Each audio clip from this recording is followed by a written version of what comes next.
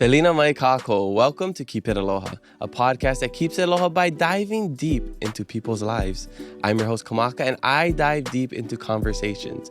But our guests dive deep, real deep, underwater, that is. But before we introduce them, I gotta remind you to check out keepitaloha.com to get your favorite KIA merch. We got choke options, so hopefully you'll find something you like. But if you don't, and if supporting us financially doesn't work for you, please consider simply liking this video, subscribing to our YouTube channel, sharing it with your friends or family, or just leave a review on Apple Podcasts or Spotify. It would mean the world to me.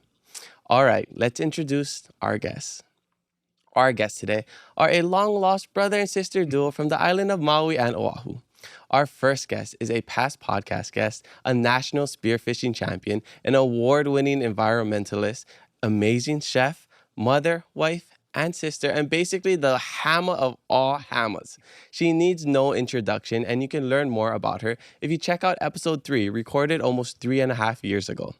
Our next guest is a recently retired hammer who needs an intro because it's his first podcast with us. He was NOAA's Deputy Superintendent of Papahānaumokuākea Marine National Monument and was also formerly the research coordinator for the monument. This father and husband has an MS and Ph.D. in Zoology from the University of Hawaiʻi. His background in behavioral ecology of coral reef fishes, and he has a broad interest in taxonomy and biogeography of Pacific coral reef fishes. In his free time, he enjoys photographing fishes, catching fishes, cooking fishes, and reading about fishes. Together, these two fishes found each other over 15 years ago, and we're so stoked to learn all about it. Their names are Kimi Werner and Randy Kosaki. Aloha, Kimi and Randy. Welcome to the Keep It Aloha podcast. How are you doing? Oh, aloha. Thank you for having us. What a great introduction, Thank Kamaka. you. You're so good. I actually had the little teleprompter thing too fast, so I was kind of having to speed myself up. I was like, I don't know if I'm gonna keep up. But then I thought about your TED Talk. You know, when you feel like you gotta go fast, you just slow down. Slow down. So now I'm all calm and zen now, and I'm stoked to have you both here. So thank you so much for making the drive out. I know you got a pretty long drive. Thank you for coming out here. First podcast, saying yes to me. I'm really excited to do this because when Kimi came on 3.5 years ago, she told me, oh, next you have to get my brother on because we have a really cool story. And then I looked into it. And then, just a couple of weeks ago, I met you in person at Kimi's birthday party. And now we're here. So I'm just super stoked it all happened. Me too. Yeah. So we know about Kimi. Everybody knows about Kimi. Kimi, like I said, is the hammer of all hammers out there. But you also have a really cool story, Randy, and I want people to get to know you. So I want to start at the beginning. Where are you from? Where you grad? And what was it like growing up? I was raised in Manoa. My adoptive parents were university faculty, so I was raised by academics. But I'm a local Japanese guy. I eat rice and eat spam musubi. He's also native Hawaiian. That too. Yeah. But I basically grew up. My adoptive dad grew up in Waikiki. Coming of age right around that World War II era, and so he. Back in the day, they viewed the ocean a little differently from how we do nowadays. So he grew up fishing, or as he puts it, then I went to college and I haven't been back to the beach since. But he was a fisherman and he really introduced me to the ocean and to the water. In fact, one of my very earliest memories was my dad used to put me on a surfboard or a boogie board and tow me around while he would go looking for taco. And I vividly remember, I must have been 3 at most. I remember falling off the board, going underwater, blowing bubbles, not being able to breathe, and being completely fine with it, like not worried, not in the least. Mm-hmm. Then, of course, my dad shakes me out, puts me back on the board, and then don't tell mom, But I think that was probably my introduction to skin diving. Mm-hmm. And it could easily have gone the other way where I would have been terrified, traumatized for life and never go near the water. I think it had the opposite effect on me. It kind of showed me that water is not something to fear. It's actually a pretty comfortable place. Much later in life, I'm a very clumsy guy on land. I'm kind of challenged by gravity, so I find refuge in the water because I think that's why I like to go diving because you can't fall down. But I had wonderful adoptive parents. Mm-hmm. When my son was born, though, 20 years ago, actually, my wife really encouraged me to go looking for my biological mom because she said, oh, there might be something medical you'd want to know about. It might be something your son wants to know. She didn't quite put it this way, but she also noted that, the clock is ticking. Like, these people are not going to be with us forever. If you're going to make your move, do it now. So, Kamaka, we were talking just before Kimi walked in that this story for me was, notice this when I was driving down here today, that we're down in Haleakauila, like on the edge of downtown Honolulu. Coming here, I realized I just drove past Family Court, like 50 yards down the road. Literally, that's where this story started for me. Like 18 years ago, I walked into Family Court and told them, hi, my name is Randy Kosaki. I was adopted at birth. I'd like to find my biological mother. And that's what led to Kimi and a whole lot of other good things. I know. So I knew a little bit about the story just from Kimi mentioning to us. I never looked it up. But she sent me that video, that the 3-heart home. Such a beautiful video. And I was talking to Randy before this. I'm like eating my sushi at home the other night, and I'm just like choking up and like almost tearing just because it's such a beautiful video. And then I asked you more about the story when we were at Kimi's birthday party the other week, and so cool. I mean, just like it's one of those like movie moments. Like, if you could put a moment of your life and turn it into a movie, that's what I feel like this would be. And Justin did a great job at documenting it in that YouTube short film, that what you'd call it. Yeah. So if you guys want to go check it out, Three Hearts Home. Yeah, it's so beautiful. But going back to you, Kimi. So you grew up, Maui, and then you got into like everything that you're doing now, and you have a really cool career. And when I think about your life, and it's kind of this adventure, right? It's such a fun time. You have really awesome people, and connecting with your brother Randy, was also this adventure that you kind of knew about, but you never really dove into it, And then I guess I'll let you share the story a little bit more, but just hearing it, I think it's so cool to see people or like siblings who are separated, at birth, eventually, become adults, but meet each other and have all these similarities, like you were, you've known each other your whole lives.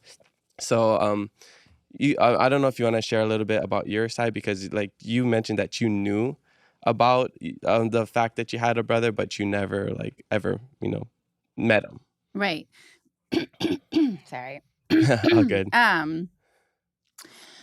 Yeah, I feel like I knew that I had a brother my whole life. My mom was very open since I can remember, telling me that when she was a teenager, when she was 17 years old, that she got pregnant and that she gave her baby up for adoption. And it was just always like a really kind of like painful memory that she had, because she was very much like punished for being pregnant. She was kicked out of school. She was kicked out of high school. I think she went to McKinley High School. And yeah, so she was kicked out for being pregnant. And then she ended up being kicked out of her own home because of the shame that it brought to her family to have this young daughter pregnant. And so that's like such heavy stuff. I think eventually she was, told by her parents, okay, you can come back and live with us if you, have your baby. Don't tell anyone, and we'll raise it to be your little brother. And my mom, like, I just applaud her courage so much, because she was just like, no way. Like, I want my son. He's not my brother, first of all. He's my son. And I want him to have a better life than what I've had. And I would rather give birth to him and give him up for adoption.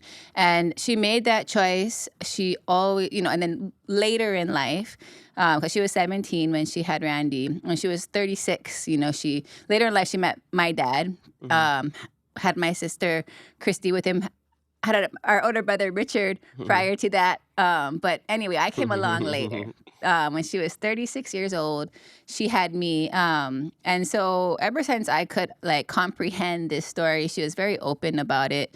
And I like romanticized about it. I was like, we need to find him. Like, he's still out there, And she would say, like, I know, like, I think about it too, but if he wants to find us, he will find us. Like, that's not my choice to make. You know, I don't want to impose. And I was just much more like, no, we got to go get this baby, you know, who is no longer a baby anymore, obviously.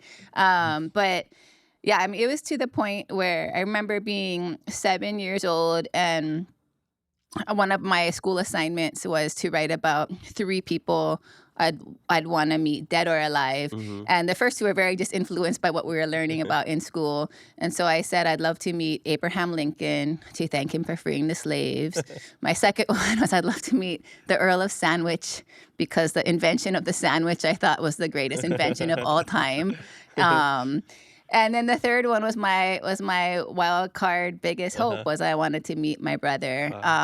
And so that was something I always wanted to do, but my mom kind of always told me, like, you know, like, that's his choice to make. It's not our choice to make. And I guess as I got older, it started to feel like just like that little kid dream. You know, I'll never meet Abraham Lincoln or the Earl of Sandwich, and maybe not my brother either.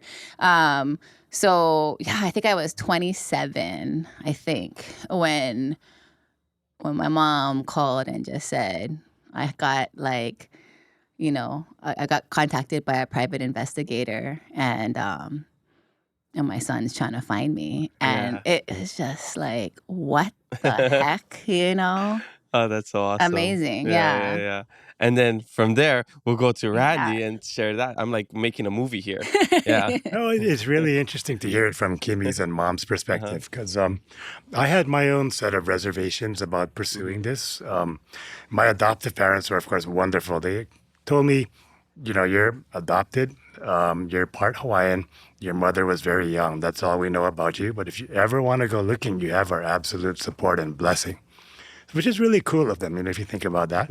But of course, I was always curious to know, but hey, life gets busy. You got to go to college and, you know, get a job and get married. You know, life gets busy. So I never followed up until my son was born. And my wife really encouraged me to go looking. But I had the opposite side of those reservations, because I was like, I was kind of guessing it's probably a teenage pregnancy.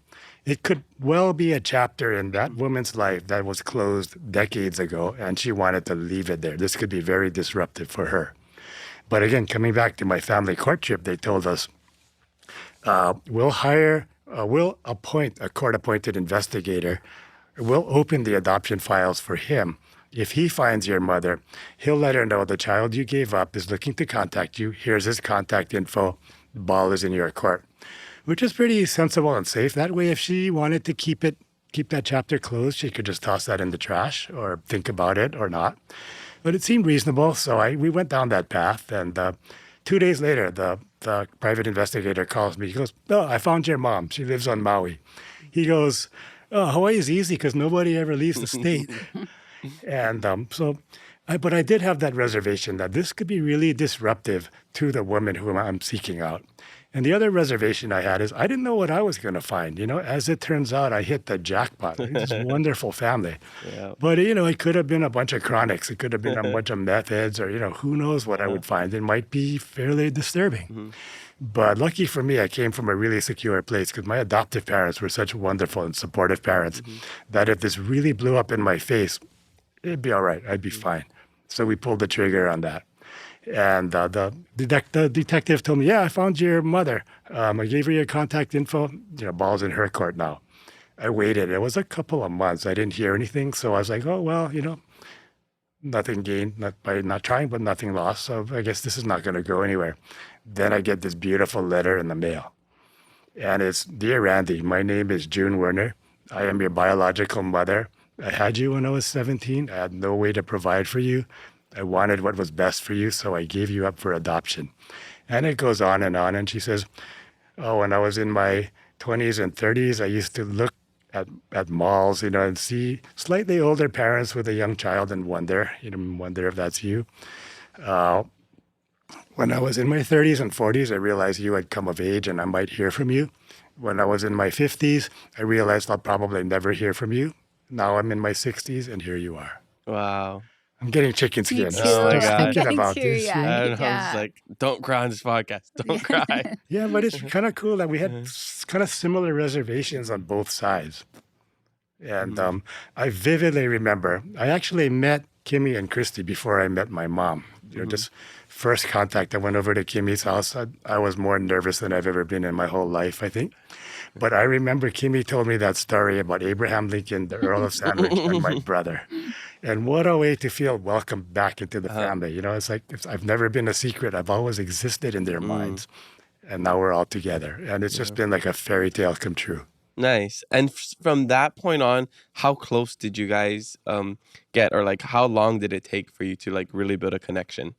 Honestly, like for me, I would say, gosh, I get emotional because it really is like one of my favorite stories of my life. But I would say that the connection was built the first night for me, and crazy. And I know that like, yeah, I have to just say like we really did get the fairy tale version of this story, and I know that's not how it always goes. But like the whole thing was such a trip. Like my mom, she was traveling in New Zealand at the time. That's why Christy and I met Randy first. And we all lived on O'ahu, whereas my mom lives on Maui. But for her, like watching, first of all, kind of just watching all this like childhood pain resurface, and then watching her heal from that and get closure from that was like an amazing honor. But I was so nervous still to meet Randy, and so once I got his name, of course you Google, and I was like, holy cow, like Dr. Randall Kosaki, okay, and then there's so many articles on him, and it's kind of mind-boggling. Like even in that introduction you gave of him, like there's more than a mouthful when it comes to Randy's resume, right? Like, and so it's like, wow, he discovered this fish, he discovered this coral, like he's saving the ocean, cool, and it's a little overwhelming and impressive. But then like when I would find articles on him where he actually was quoted saying things, that's when I felt like a connection, when I heard his own voice in the articles, in between all the big words and the titles and the descriptions of him, when he would talk about the expedition himself, I just like was like, that's my brother. Like I feel it in his voice. And a lot of times it was what you were saying, because they'd ask you what your favorite part of the expedition was. Was it this coral or that? And you'd be like, my favorite part, to be honest, is taking off all the, tanks and just being able to go free dive. And I'm like, okay. And I was living in like this little plantation home that we were renting at the time. I had zero furniture, stained carpet. Like it was not a time where I had much. And so I was kind of ashamed to invite him to my house, because he's like this doctor fish nerd guy, and I have literally no furniture and a stained carpet, and but I didn't want to meet him at a restaurant because it's just it's too personal of a meeting to be in public. Yeah. So I just told my sister Christy and Randy, invited them over, and they both said yes, and I was just like so nervous. And when I'm nervous, I think I just cook. So I just like cook so much food that I thought maybe he wouldn't even notice I didn't have furniture. There's food all over the floor. We sat on the floor. And it was definitely, awkward at first. Like when you're meeting your brother for the first time and you're like both grown adults. Like, and so we're nervous. We're like stealing glances at each other, trying not to stare too long, trying not to look for the similarities too obviously. But once we started just eating food on my floor and talking story and drinking some vodka, that probably helped. That didn't hurt. I don't know. Something just clicked. And I think like, as funny as it sounds, also when Randy and I just started talking fish, like, dude, we just talked fish. And I think you didn't even leave till like 1 a.m. Yeah. And so that's a connection. Totally. To invite someone over for the first time and you're still talking story till 1 a.m. Like It was solid. It was like, that was one of the best days of my sister and my life, for sure. That's so cool. Make it three of us. Yeah. That was absolutely. By the time I went home that night, I knew this is my family, no question. In fact, I would even argue that the connection was there before we ever met. We just dusted it off a little bit. It was there, no question. Yeah, I think the similar interests really help. It's like, if I'm talking to, I love sports, if I'm talking to somebody and like I know nothing about them, but we just start talking football or basketball, we're like instantly best friends, So it's like that connection of finding common ground really helps. But I can't imagine how like nerve-wracking that would be. It's like the most nerve-wracking first date of all time, right? Like you don't know, like you're hoping and you're like romanticizing and fantasizing, like, oh, I hope, we instantly connect, we become super close, we go diving together, whatever. But it could be totally different where this person's personality sucks, or, this person's rude or whatever. But it just so happened that you guys come from great families, and I'm so cool how it all worked out. I definitely had those fears. Yeah. Like, as I Googled him and saw, what a amazing and acclaimed like conservationist he is, I was just like, oh, is he gonna hate me? Like, some people just look at me as like the girl with the spear that kills fish, and am I like the last thing that he I just was like, is he gonna really not like that? That's what I do, is I go out and I kill these fish and eat these fish, but yeah, that wasn't even a thing. Well, yeah, there's so many layers to this, but the deeper layer that's I find really, really uncanny is Kimi comes at this as a fisher and a spearfisher. I come at it as a conservation biologist who fishes on weekends sometimes. In a sense, we were set up for a bad dynamic because a lot of people look at fishing and conservation as polar opposites that can never come together. And I think we're living proof that that is absolutely not the case, because where we come together is in the middle. Like, I'm a conservationist who fishes. Kimi is a fisher with a strong conservation ethic. And where we meet in the middle is, again, I keep using the word uncanny, but it's not just similar. I would say it's identical. Like how we view conservation, fishing, the trade-offs, caring for the ocean, extracting from the ocean. It's really pretty amazing. It's so cool. Yeah. It's so cool. Because of that, did that make you two closer than your other siblings because of these similarities? I think, Randy can answer that, but what I see of Randy and his relationship with Christy and our brother Richard, it's to me it seems just as close, like in a different way. Like, we definitely, I think, have the most to talk about all the time. We are the ones that can probably hang out the most often because our interests are the same, even though we haven't gone on a boat together in a long time.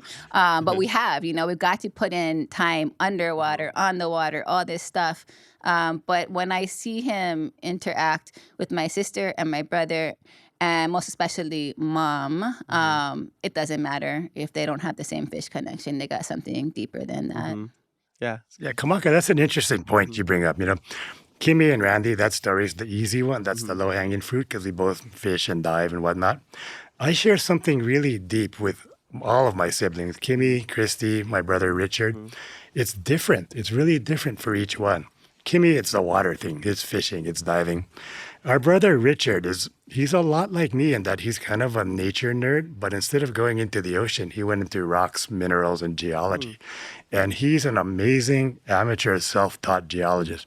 What I do with fishes and corals, he does with rocks and minerals, which is collect them, classify them, identify them. He's basically a scientist who never went to grad school. And my sister Christy, you would think we're kind of different. She's worked at the Sex Abuse Treatment Center for many, many years. She does counseling and therapy.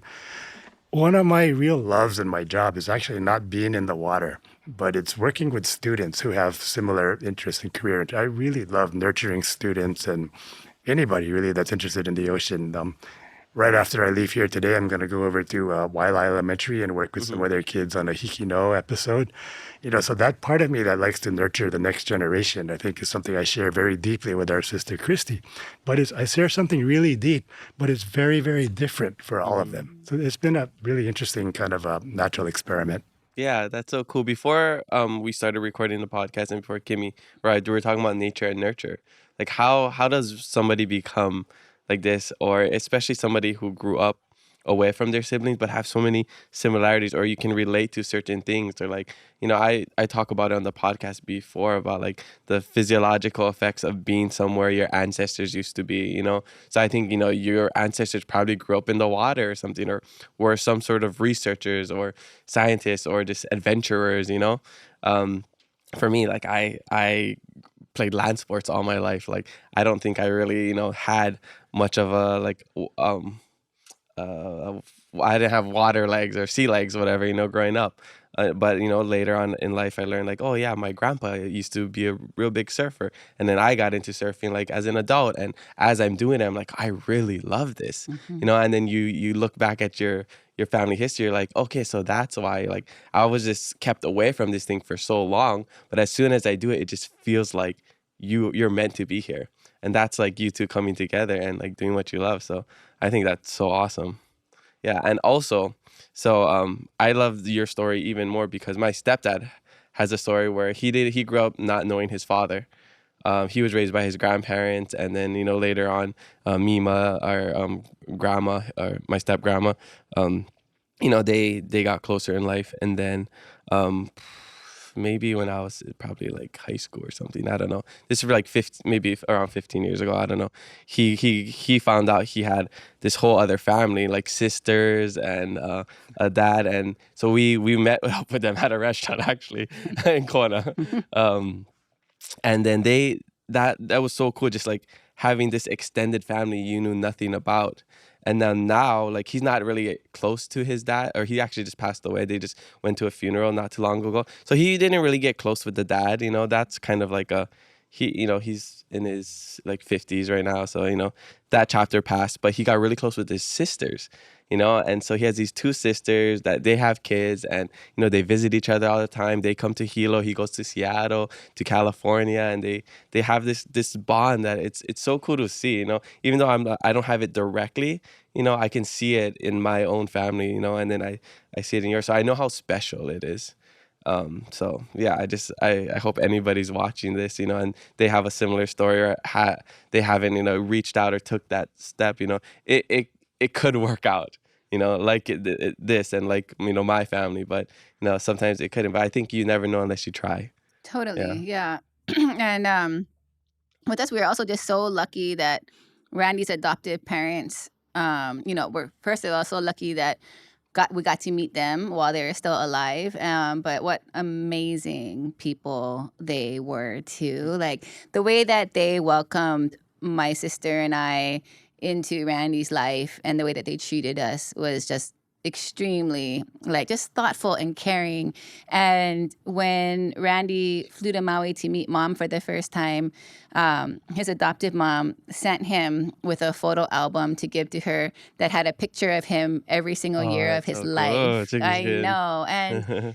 And my mom just, like our mom says just like that, seeing what a great life he was given has absolutely healed like every ounce of pain she ever felt Yeah. from giving him up. And so it really, it really was hitting the jackpot with this Yeah, one. But that's so cool, and so awesome for your mom to know that, like, you get that validation, like, I did totally. make the right decision, Yes, right? exactly. And then, so you grew up, you didn't have any other siblings from your adopted side, or Yeah, no, I you? was raised as an only child. Oh, okay. So did you always have a longing for other siblings, or did you like being an only child? Well, I had a bunch of cousins Yeah. on my mom's side, so Okay. we grew up really close. My auntie's house, grandma's house, basically was right next door to my mom's. So they were the equivalent of siblings, my cousins that I grew up with. Yeah. With that said, as in nature or nurture, I do feel like there is something to a blood relationship where it's just a little different. My adoptive family was wonderful, cousins, everyone. In fact, they forgot that I was adopted most times. In fact, one of them asked my mom, Mildred, asked, "Hey, Auntie Mil, how was it giving birth to Randy?" And she's like, "Oh, I don't know. I wasn't there." But, to that extent, my adopted family completely accepted me and just basically forgot that I'm adopted. And yet I can see I'm behaviorally a little different from them. I drink too much sometimes. I swear too much sometimes. I think I'm actually Prove it. a little Do it better right now. So one of my best memories of early days of going over to Maui and staying with Kimi and Mom, and like 7 o'clock in the morning, Kimi gets up and pours herself a glass of orange juice. And I'm like, all right, I guess it's time for breakfast. And then she pours vodka in it. It's like 7 o'clock in the morning. He's exposing you right now. And yeah, that's another one of these uncanny things. But that's my drink is vodka. And my mom, my biological mom, and her mom. And I'm like, all right, I'm home. These are my people. Yeah. It's something in the blood. You got vodka coursing through your veins. That's so funny. Is there anything else like that where these little moments are like, yes, we're definitely related? I mean, I don't know. I think we just kind of all have these kind of calm, I don't know, it's hard to see yourself, but demeanors. I think we all have just enough awkwardness to be so comfortable with it. There's just things like that I can't even really explain it, but I feel like between all of us, my brothers, my sister, my mom, Randy, we do just have certain mannerisms and certain silences, certain okay, I'm not even gonna try too hard to not make this awkward or whatever. We just, I don't know, it's so hard to explain, but it's these little ways of being that makes me more comfortable because I feel like I don't have to try to be anything that I'm not, and I feel that same presence with Randy and Christy and my mom, and I think that there's just something there I can't even quite describe, Yeah, I feel like I know what you're talking about because that happens with my family or my siblings or my dad. Me and Micah don't really look alike, my older brother. Right. But then everybody always says, "Oh, you guys talk the same. You guys have similar mannerisms or something." So I think there's something that goes deeper than just the looks, right? Where it's just you laugh the same, or you both do this one thing that with your hands or whatever. So I think that does translate through generations. There's just some sort of comfort and commonality that I can't even articulate, but it is there, you know. Okay, It's cool. we've known each other 18 years now. Hard to believe. But, That is hard to believe. yeah, even though it's been a long time, I still see little things that I'm like, wow, I never noticed that before. Or even things that other people notice. A few years ago, Olukai did that little video on Kimi, me, and Mom, 3 Hearts Home. And was Perrin the videographer on that? Perrin was so one. Perrin James, this fellow that Kimi dives with a lot. Yeah, I know Perrin. I actually got to dive with him a little more when we sailed on Hukulea a couple of years ago. And he told me, you dive like your sister. He said, you even make the same mistakes that she does. I'm not sure what those are, or I wouldn't still be making them. But yeah, there's little things like that it's hard to pick up on. People say my son slouches like I do. Just little things like that that we share in all common. have a slouch for sure. I might be related to you guys too because I got the slouch. Okay, one thing I gotta know is here in 2025, Kimi is viewed as this awesome celebrity in her field of work here in Hawaii. You got your YouTube, you have a lot of media out there. People see you and they're like, oh my gosh, it's Kimi Werner. I've had friends that do the same with Perrin. Oh my gosh, Perrin James? Perrin James 1? But before, I guess you met Kimi before all this stuff happened. You were still doing a lot of what you're doing now, but you didn't have the spotlight like you do have right now. I mean, you had a stained carpet, right? And and what else was it? And whatever you mentioned earlier. But now it's a lot different. So I guess people would probably want to know when you met her, was Kimi Kimi how she is now, or what was the timeline of it all? Well, I would say we're all still growing into the people we were meant to be. But yeah, when I first met Kimi at 2007 or 8, she was just starting to get famous, just starting to get recognized in the spearing community as, not just good for a girl, but she's good. Yeah. And maybe one of the highest compliments I could pay her is I knew her when she wasn't famous, and I know her when she's famous, and she's still the same person. It hasn't changed her.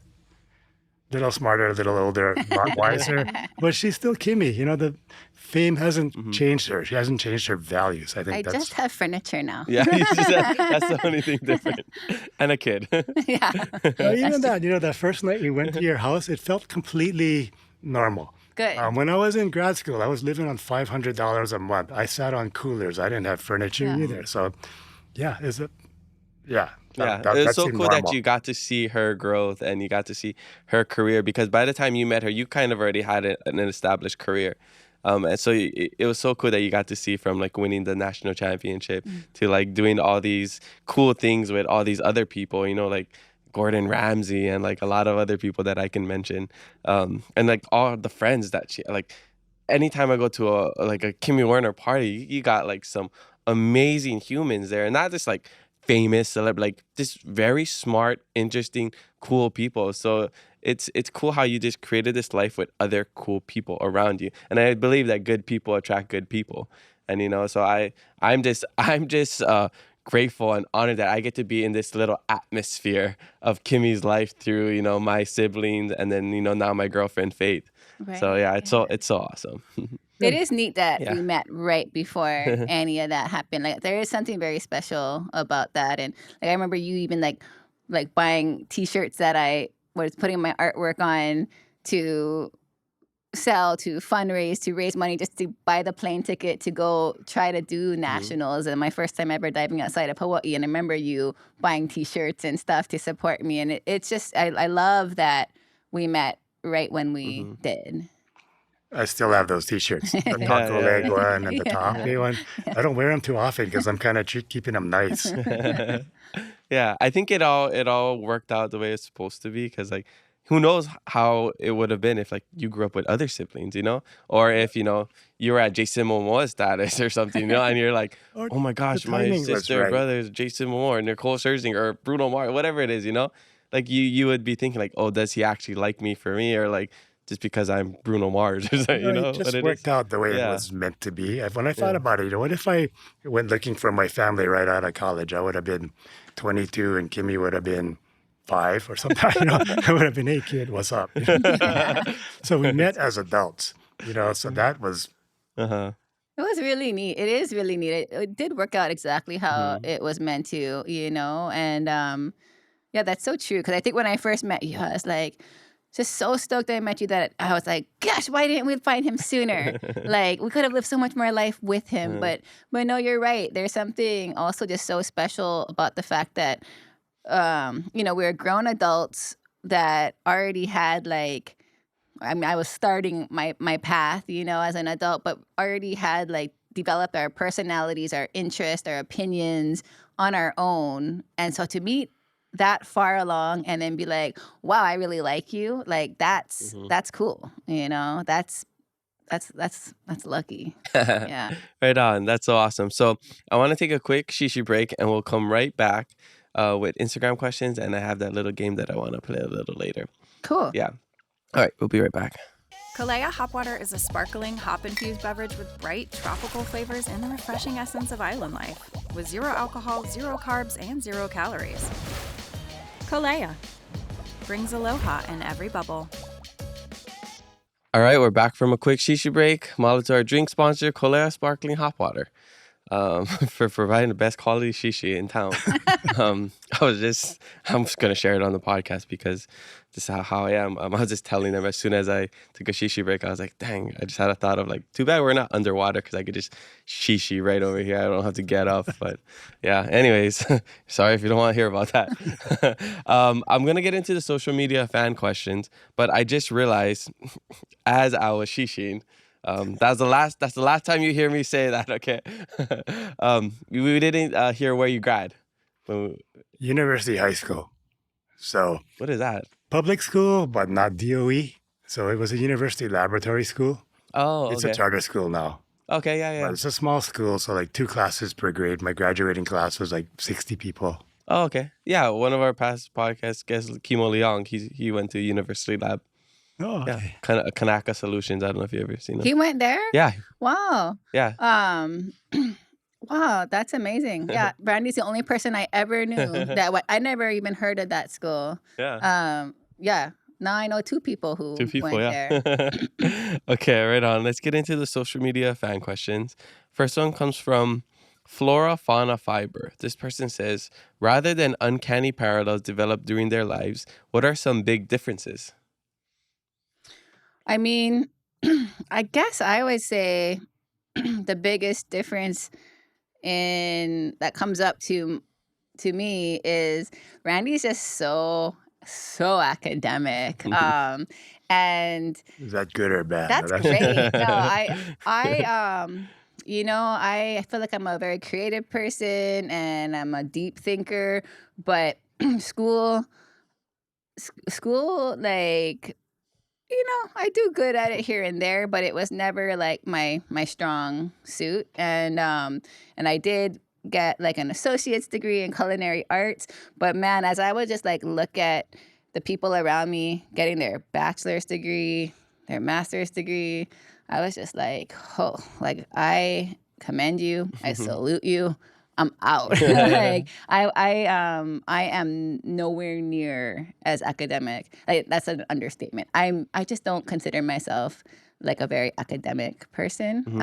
And Randy and his whole adoptive family, so academic. Well, that's what I love about them is that they've never made me feel like less than or less smart or anything like that. In all of these like highly intelligent conversations, my opinion is always valid, and I think that they always just really embrace like that. There's many classrooms in life, but his classroom I've never been really the best excelling at that kind of. Oh, wait, let's get something clear. Yes, I got a PhD, but getting a PhD does not make you smarter. I know this because I tried and it didn't work. So. Yeah, all it means is you just learn different things. Kimi's classroom is the ocean. Yeah, you got a PhD in the ocean. Your strong suit isn't academics. Your strong suit is wetsuit. There you go. You can tell people that. That'll make me look way smarter. Yeah. Maybe not. There's so many different ways of being quote unquote smart. I think this fellow was a Harvard professor, Howard Gardner. He wrote a few books called The Theory of Multiple Intelligences, that there really are many ways of being smart, and SATs only measure one of those. And some of the different ways of being smart are like musical talent. Sports is a way of being smart. If you think of a quarterback, talk about having to think on your feet, think fast and be right. So there's so many different ways of being smart. And Kimi is definitely a genius in her category when it comes to just being at home in the water and doing what we're doing here now. She is one of the greatest and most natural interviewees that I've ever seen. And this is something that comes naturally to her. And I'm an off-the-scale introvert nerd. Microphones like this scare the dickens out of me. I'd really rather crawl back under my rock and just read scientific papers. So there are different ways of being smart. Some of us read scientific papers, and some of us are Kimi Werners. It's so funny, like when you talk about classrooms and stuff, because I like swear I had some sort of narcolepsy that was induced by taking tests. And from high school like into college, people just started accepting this about me. And because you talk about SATs and stuff, whenever it was time for a big test, I don't know, I would just fall asleep. And even like all throughout college, like I remember my professors, they knew that I cared about, my grades, and they knew that I understood things, but for whatever reason, I'd fall asleep on the big test every time. And so they started just being like, Kimi, like, you got to go to sleep earlier. They were on my side. And all the other students, because, I dormed and stuff, and they would just be like, no, miss, we stopped by her dorm. She was sleeping early, like she's doing everything she can. And And they would even like let people sit close to me instead of spreading it out so they could poke me with a pencil. No way. Because they just know it's test day. Kimmy's gonna just like, I don't know if it was anxiety, but I just all of a sudden couldn't keep my eyes open. If I was writing an essay, it was the worst because I'd start writing what I was dreaming and like falling asleep. Like it was terrible. It was just terrible. That's so funny. We got to study that. That's interesting. Yeah. I think there are some people that are too smart for school. Yeah. And I think That That's must what it be was. it. one. You know, That's you learn gotta different be it. ways, and for a lot of Yeah. people, the traditional classroom is not it. I shouldn't be bragging about this on a podcast, but I almost flunked out of UH. I mean, I wound up on academic probation when I started at UH, and they send you this, back in the day, this mimeograph letter, Dear Mr. Blank, and they handwrite your name. And the first line it is, you are walking on academic eggshells. I still have that letter. That happens when your GPA drops below 2.0. Wow. And so, yeah, I'm not a great classroom learner either. I didn't actually thrive in school till I got to graduate school. And then all I have to do is study fish behavior and reef ecology, you know, so I can struggle. I liked organic chemistry and calculus. I liked them so much I had to take them twice, you know, so I was just one of the stubborn ones. Mm-hmm. I wasn't doing super well in school, but I just knew I wanted to do marine biology. So I kept banging my head against that wall till the wall broke. Mm-hmm. Amazing. That happens a lot too, where, you know, people, they don't do the best in like high school or, you know, undergrad, but then they find what they're passionate about and they're like a 4.0 student. You know, one of our past podcast guests, Sterling Higa, he like was terrible in high school and then he ended up going to like Harvard. He started at KCC, found something he loved to do, found out how to like work the system or like how it works, you know, created his own system, and he ended up at Harvard. That's amazing. Like, you know, there's a lot of Yeah. stories like that. And one of my favorite metaphors about how you say, like, you know, there's different classrooms, there's people do things different ways to get to where they're at. Like, one of the things I saw was like, there's different ways to get to 10, you know? Some people, 5 plus 5, 10, 8 plus 2, 10, you know? Two times whatever, you know, you can just add up all these different numbers, but you still get to the same result, you know, where you learn or you know, become, you know, say you want to get into diving, you know, some people do it this way, some people do it that way. And, you know, there's just different ways to get there, you know? So I think that's the coolest thing, is that we all have our own different ways of getting to where we're at. And that's totally fine. A lot of times I think the shortest path between 2 points is the most boring path. Yeah, that's true. Well, not necessarily, because what if, like, for example, say we got to climb this mountain, but the path is like this, going up Makapu'u, but you could just like climb the rocks and go all the way up. And that's more fun and it's not boring, but it's faster. So different ways. Yeah. All right. So that, yeah, thanks for sharing that. Next question comes from live_dot_aloha. This person says, what is their most memorable childhood story? Oh, I have so many memorable childhood stories. It's so funny though, because sometimes like the most memorable ones that come up are always like the traumatic ones, you know, because that's just like what's ingrained in you. So I probably shouldn't talk about my pet pig, Muddy, and how my parents ate her. Oh, no. Because that was really sad for me. But okay, I'm gonna think of a different one. My most memorable story, I think for me, it was growing up when we lived in the boonies of Haiku in Maui. We kind of just ran wild as kids, my sister and I. My sister's only 1 year older than me. And we had like this big fluffy cat named, we called him Bobcat, and a dog named Sam. And we would just go like pretty much in the bushes. I mean, I guess it's so funny. Like people will call it woods in other places, but in Hawaii we say in the bushes. Yeah. But we'd always just go exploring in the bushes. And we'd always go like pick the strawberry guava, stuff like that. And just kind of go deep into like the little forest behind our house. And one day we just kind of came to this clearing, and there's this huge, giant, round, it's like the biggest, just like roundest pohaku, like this is huge rock, but it was like a planet of its own, but it was a big round rock, you know, like, which maybe it doesn't sound so exciting, but for my sister and I, who were like 5 and 6, we were just like, oh my gosh, like, what is this?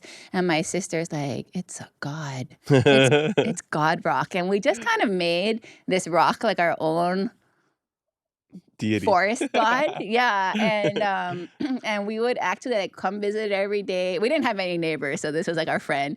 We'd come visit it every day. We'd climb on God Rock, play with him. We would like, Christy got all interesting and even told me what to like give God Rock our favorite possessions, and we didn't have much. And so for me, it was my strawberry plant. I picked strawberries, and like, you know, that's hard to give up, like the ripe strawberries that you really want to eat. And I would go and put it on him, like these little like offerings, you know. And she like had some nice markers. She gave it to him, and then one night when it was raining, we grabbed Mom's blankets from the closet. And Christy told me God Rock was going to get sick, and we went into the bushes and we covered him up, and he just looked like this big cotton ball. And then months later, our older brother Richard was hiking, and he I guess had gotten busted for Mom's blankets going missing months ago, and he found them all mildewed and stuff in the forest with Christy's marker and my little box with rotten strawberries, and we just got so busted. Yeah, that's one that comes to mind. That's a great one. Beat that, Randy. No, impossible. No, I think I already told you probably one of my most memorable stories. At the time, it literally is probably my earliest memory, but falling off that surfboard when my dad was towing me around and going underwater and just not being the least bit concerned about it is, I think, one of the more influential moments in my life. One of the other unforgettable things that it didn't occur to me at the time was unusual. I don't mean to take this to a darker place, but you know, and this story really, it's not about me. It's more about my parents, and I think it's especially relevant in today's kind of divisive social dialogue. When I was in the third grade, my dad was a professor, so I went to the third grade at Riverside Elementary School in Princeton, New Jersey. And a week or so into the semester, on the school bus, this kid hijacked me, took my lunch money.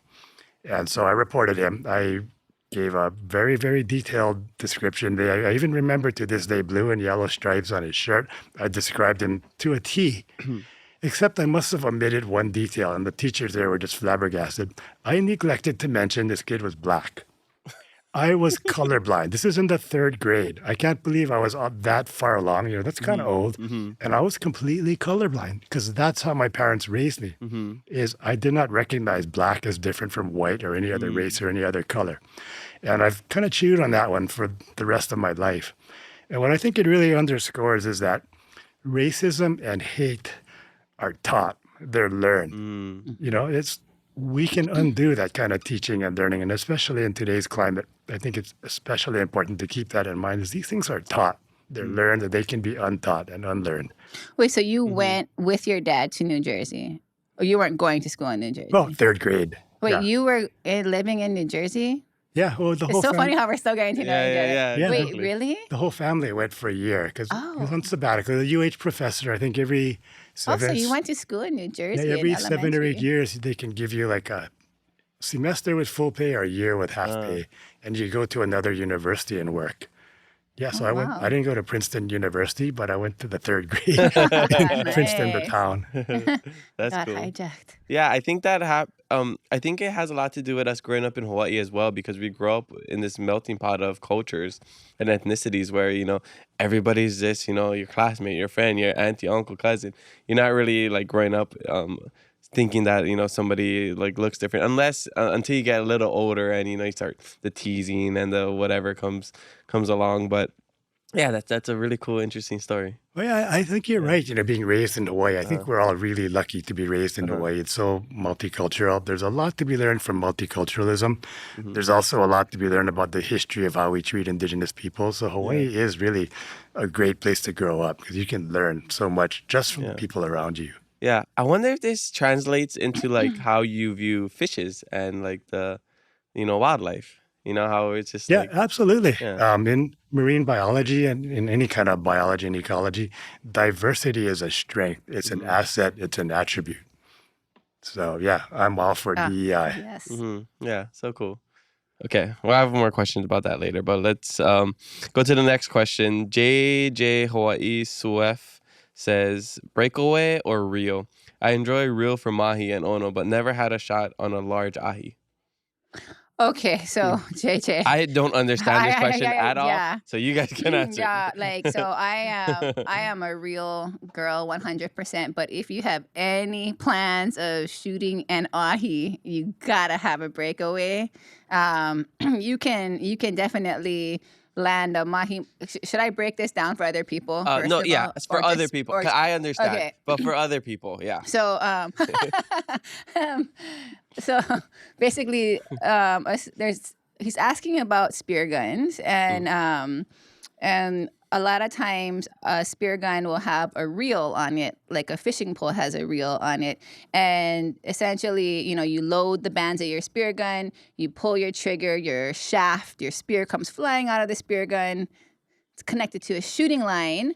And then that line is connected to a reel. And the reason why the reel is there is because many reasons, but one reason would be if a fish fights really hard, then it can just take out line. So it's never to use it like a fishing pole. You're never going to do that with a reel on a spear gun. It's just basically to let that fish run so that it doesn't rip off and put too much tension. It's also so that if your spear gets stuck on the bottom, stuck on a rock, you're not stuck down there with your spear or have to abandon it to go up. You can just put your reel on free spool and swim up, holding onto your gun, but staying connected to everything that's attached to it. And so you can use spear guns with reels to catch big fish, and like he said, like a mahi, you can shoot a mahi and it will take off, let it take that line out of your reel, and then fight it in accordingly. Even an ono runs super hard. It's more powerful. They have really soft flesh, but you can still land ono by letting them take out your reel line. That one, there's two different schools of thought. Some people think reel, and some people think breakaway. So what a breakaway system is basically you don't have a reel and you still have that shaft that comes out of your gun, but then your shooting line becomes attached to these other float lines or bungees and then attached to a big buoy. And so basically when you shoot a fish, everything detaches, aka breaks away from your spear gun. You are no longer attached to it at all. You have to hold on to your gun, but you're no longer attached to the fish. It's never gonna pull you, nothing like that. You can go back up and breathe, and then you just look for your buoys. You look for your buoys on the surface, you swim up to your buoys, and then you fight the fish up accordingly. So the reason for a breakaway is even less tension is put on that fish, because the more tension that's put on a fish, the bigger that puka can get from where your spear goes in, and they can rip off. With the bungees and the buoys, that fish can just run freely until it's tired, and then when it's tired, you can bring it up. And so there's a lot of thought behind this, that you can land bigger fish more efficiently with a breakaway system. Like I said, there's two schools of thought with that, with onos, but I will say, JJ, if you're gonna shoot an ahi, absolutely breakaway 100%, hands down. Do not go target an ahi with a reel gun. I'm not saying it can't be done, because it could if you were to hit it in the brain and it just rolls over and dies. If you're able to hit it in the spine and it just is paralyzed and can't swim much. Any other shot, no, because ahis sound. Ahis are a fish that they don't just run on the surface. They sound. They go straight down so deep, and they're like one of the most, if not the most powerful fish in the ocean. And if you're attached to that fish, that's bad news. Like, that's not going to work. So breakaway for ahi. Cool. Yeah. That's a great example of the how to get to 10. Is one way is just like 9 plus 1 is 10. The other way is like 1 plus 2 plus 3 times 4 minus 6 times 0 plus 10. That's the other way. Yeah. So one's easier, one's harder, but not saying that it's impossible. Right. Okay, cool. Did you have anything to add to that? Oh, no, that was perfect. Okay. Next question comes from the most perfect girl in the world who's always right and never wrong, Faith Rogers. She says, favorite part of having your sibling in your life?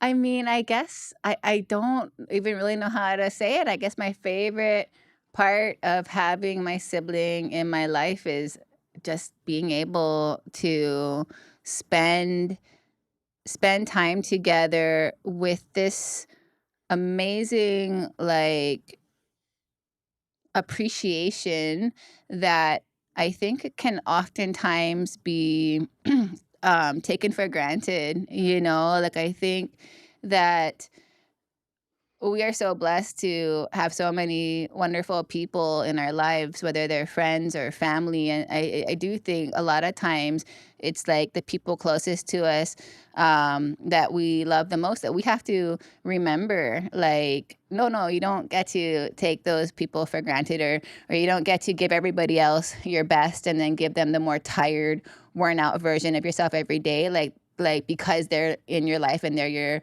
family and they love you and they'll always love you. So therefore you can just, keep showing up like, halfway. Like, no, like those are the people you have to appreciate and you have to know those are my peeps. Like my time with them is gold. Like I need to appreciate it to the fullest. I think that is the beauty of meeting Randy, is that that's never lost on me because I wanted to know him my whole life, and then I didn't think that was going to happen. And then when it happened later in life, there's just this newfound appreciation, and you recognize it for the gold that it is, and you're almost making up for lost time. So any moment I get to see him, my heart smiles, and I don't have to remind myself of that. I just know it, and I think that's just a good reminder for all of us in life is that's how we should be looking at these relationships. It doesn't have to take being separated for a lifetime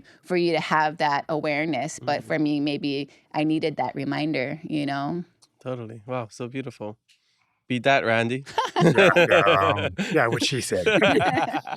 That was such a perfect answer that I apologize. I can't remember what the question was. It's his favorite part of having your sibling in your life. Oh, right. Oh, God, there's so many amazing things. And you can ask it sibling singular to Kimi, but to me, you're asking siblings plural. And having Kimi, Christy, and Richard in my life has so enriched my life in so many ways. But we started out, by talking about some of our anxieties about meeting up. And I certainly had mine about this potentially being really upsetting to my mother, or finding a family that I honestly don't like. And we've overcome all of that like instantly. But I think because these relationships were almost like handed to me on a silver platter, I actually have a greater appreciation for Kimi and Christy and our mom and Richard than I do of people I've known all my life, because I realize how precious the bond we have is, and that it really is special. And that actually is my favorite part about having these three people in my life is I look at them, it's almost like looking in a metaphorical mirror. I see big bits of myself in all of them. Like we discussed, it's all different. But just from being raised as an only child, it's wonderful to have such amazing siblings. They are all unique individuals, and they're all really amazing people. And I feel incredibly blessed for that. Awesome. Another beautiful answer. And I can tell you're related. One person that I'm blessed to have in my life is Faith. And I got to share the story because I wouldn't be with Faith if it wasn't for Kimi. She's the reason we're together. I mean, we had to find our own way to each other later, but we met at Kimi's baby shower, in 2019 when she was with her ex and her dad. I was with my sister-in-law, Lei. And I was just there, and you meet people, and it's like a hi and bye. So that's we just met and talked a little bit. That's all it was. Nothing after that. Never saw Faith for like years, for probably 4 years, until like 2023 when she was at a fashion show with my sister, and then we connected on social media. And at first when we first connected, I was like, hey, I think I remember meeting you at Kimi's house like back in 2019. And then it wasn't until like when we started like talking or started dating, we made the connection of how she knows you, why she was at that party. And it's crazy. And I was telling Randy how when you found out when I DM'd you, it was so funny. So basically, short story is Kimi and my girlfriend Faith's dad Justin, they used to date like a really long time ago, right? And so you helped Different raise Justin from different my Justin, yeah, from yeah. my husband. Her husband's also Justin. Justin. Yeah, so Kimmy actually helped raise Faith while she was young. So she shows me pictures of like you and what was the dog? Tonka. Tonka, you know, like with a fish, like catching her first fish, like all these things. So when she first said like, oh yeah, that's like she told me the connection. I didn't realize how deep it was. You know, I thought it was just like, oh yeah, you know, back in the days, you know, this was just like she was Auntie Kimmy, but I didn't realize how close you guys were and still are. And then you can share more about it after, but so basically, I just end up talking to you to DM. I think I forget why, but then I was like, oh, since I'm like talking to you, I sent you a picture of Faith. I was like, guess what? I sent a picture of Faith and I from like our first date, and Kimmy says, "Shut the F up." And she's like, "No way!" And she calls me, and I'm at Papaʻānaumokuākea. This is the parking lot because I came from like this is when I was like figuring out what's wrong with my knee, taking my MRIs. I'm coming out from there. I'm in the parking garage, and I'm just on my phone in my truck before I leave. And then Kimmy calls me, and she's like going off, and she's telling me how awesome it is, how Faith is pure soul. She tells me like their whole life stories, and this is like when like in the beginning of Faith and I dating. So like I'm learning all these things that Faith hasn't even told me about, Yet. and I still haven't even told her everything. So I'm learning all these things, which was cool because it made me like her even more at that time. And appreciate her upbringing and like what she had to like deal with growing up and stuff. So you shared all this stuff, and then we hang up, and then I think I drive home, and as I'm driving home, Faith calls me, or she texted me. She's like, Auntie Kimmy just called my dad.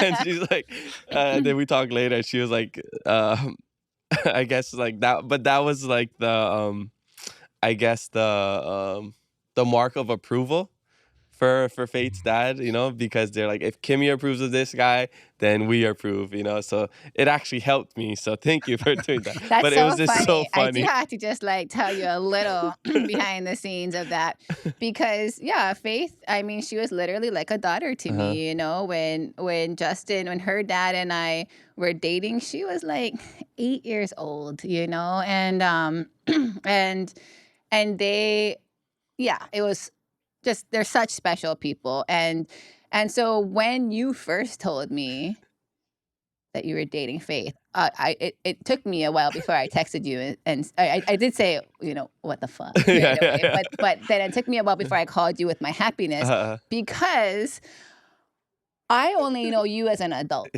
I met you.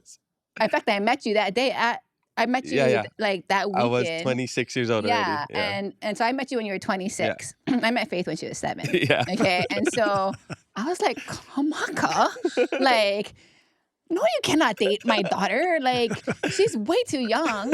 And because you just have these memories of people. And I was just like, I love you, but I'm not okay with this in my mind. Hence the what the fuck. And then I called Justin, and I'm like, did you know that Faith is? And he's like, I like the guy. Don't. As your friend, don't you like him? I'm like, but what's the age difference? And what did he tell me? Is it like 4 years or something? 4.5. Yeah, 5 years. And I'm like, oh, that's it? And he's like, Kimmy, like, she's not a 9-year-old girl anymore. She's not. Yeah. And I'm like, oh, so it's only like about 4 years. He's like, let's just put it this way, Kimmy. It's less than our age difference. And she's as old as you were when we were dating. And I'm like, oh, I like this. And then I called you back and told you everything. Stamp of approval. And it really is so cool to see, that Faith is such a special person. I needed you to know that. I needed you to know the gold that you're stumbling upon. But yeah, sorry, I come on heavy sometimes. It was just so funny because it was like so early on when we were dating, and it was just like a funny moment of like our dating history was like that, figuring out the connection. But so that's the BTS of that. Okay, on to the next question. Lily Koi _ and _ Redwood says, they both post such honor looking food from fish they catch. Who is the better cook? I mean, can I just raise my hand? There is no question here. He looked as I was reading that question. He just turned and looked at you. Yeah. I don't think I've ever even had anything that you cook, though. Yeah, I just love to cook, and I'm always cooking. But yeah. Ashamed to cook for Kimi Werner. But you catch it and you give it to her to cook. Oh, Do you cook? You cook at home? I cook yeah? at home, yeah, Okay. for my wife and family. But you've never had a meal prepared by Randy? I think I always just do the cooking. don't think so, Most yeah. people in my life, though, it's like that. Like Yeah. even like when I leave or go on a trip somewhere, and Justin's on his own, people will call me and they'll be like, "Oh, we had a potluck, and Justin brought a dish." And like, damn, that boy can cook. I'll be like, yeah. And they're like, we never knew that. I'm like, I know, because I think I just cook so much that most people don't cook around me, which is not something I'm trying to ask for, but it's just how the way it works out. Yeah. I just love it so much. I guess it works out that you're a good cook, so people want you to keep cooking. Okay. Next question comes from Jordan Perez. Jordan, why do you have so many Z's in your username? That's my question. He says, "Hi, Kimmy. When did you start spearfishing and who taught you?" Mahalo. Yeah, so that's a two-part answer that I'll try to not go 1, 2, 3, 4, 5, 6, 7, 8, 9, 10 to get there. But I would say my dad definitely taught me, in the sense that he introduced me to the underwater world. When I was about 5 years old, he would let me tag along with him as he would go spearfish just to put food on the table. That was back when we didn't have a whole lot, so that's how he fed us. And I just got to tag along with him, and just like I fell in love with the idea of spearfishing. I fell in love with watching him bring up my favorite dinners from the depths, and that's what set my heart like on fire with the idea of it. But a few years after that, both my parents started making more money. They got better careers, and he actually kind of stopped doing that. He really didn't have to depend on the ocean for food, and so we didn't do that as much. So then I kind of like grew up without it, but I missed it so much. Like those early days of being 5 and tagging along with my dad were just ingrained in my head so much as something that made me happier than anything else in the world. And it was kind of crazy to grow up so nostalgic for something at such a young age. And I just started to think that was something of the past, an old way of living. And it wasn't until I was living on the island of O'ahu. I was an adult. I was 24 years old.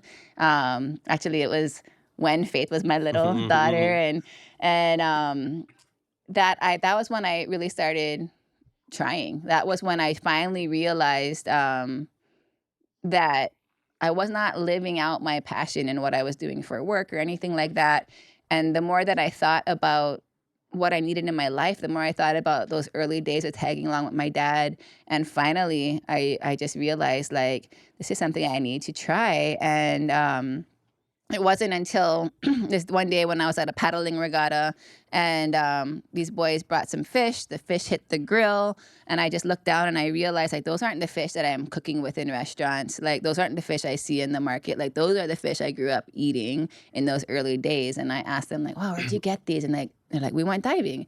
And I was like, oh my gosh, like a light bulb went off. Like, it's not a thing of the past. This is something I can learn to do. And so I begged them to take me, begged them.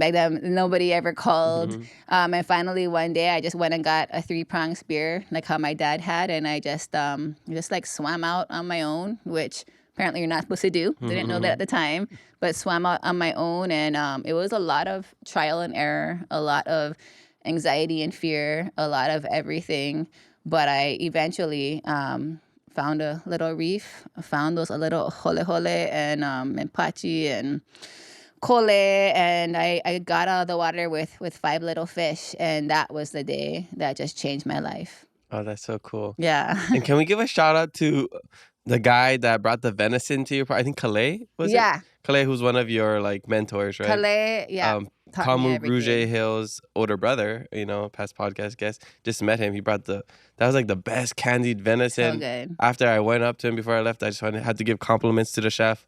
But that, yeah, did he teach you how Yes. to Yeah, so I kind of dive? started just going on my own because, like I said, nobody called, and I don't blame them. Like Mhm. my resume was, "Oh, I love diving. I used to dive when I was 5," you know, and they're like, "Okay, see you later." Um, but I started just kind of going on my own, and eventually, you know, one day I turned on the TV. That's what it was, and I saw Kale on TV on Hawaii Skin Diver. This video of him and my other mentor Wade Hayashi diving, and that just changed like everything. You know, my dad, like we never had to go deep when he would feed us, like, but I saw these guys diving deeper than I knew was humanly possible and coming up with, you know, these big ukus and amazing fish, and I just like with such finesse and grace, and I was like, holy wow. And so I was like diving on my own, my 3-prong by myself, but I was like, I want to dive like them. And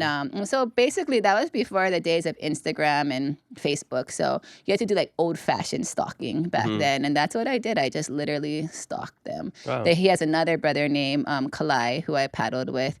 And I was like, always like, tell your brother, tell your brother.